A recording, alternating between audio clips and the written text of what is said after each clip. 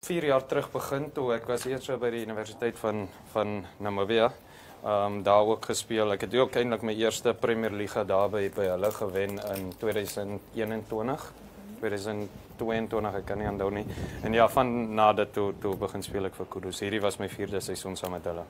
Okay, so jy kom redelike tydjie aan saam met die span. Daar sou kan ingooi. Nou, met enige sport moet daar 'n passie wees vir dit. En vir jou, waar het dit begin? Jy het groot geraak in Walvis Bay. Het jy sport gespeel op hoërskool? Waar het jy gespeel? Hoe het hierdie passie gegroei dat jy vandag hier so as kaptein van die huidige titelhouers van die NRU liga? So vir my het dit basies begin by my ouers. Vandat ek gebore is en vandat ek sport ken, was hulle groot rugby liefhebbers.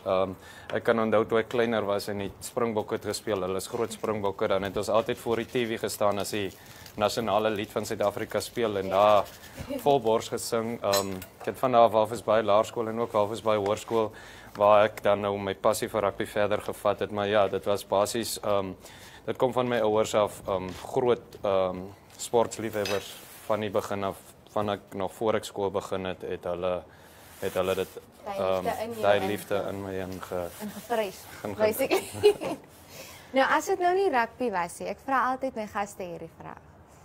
As jy vir whatever reason nou nie rugby as 'n keuse was, dit was nie 'n keuse nie, wat 'n sport sou jy miskien dalk bietjie gekyk het of dit 'n opsie was? Ja, paddle is deesdae baie gewild en ek het so 'n bietjie paddle gespeel saam met my vriende. Ek dink ek is eintlik die beste in die paddle. Jy is die beste paddlespeler. Walvis Bay se paddle wêreldkampioen. So ja, ek dink ek sou 'n bietjie paddle speel, ja.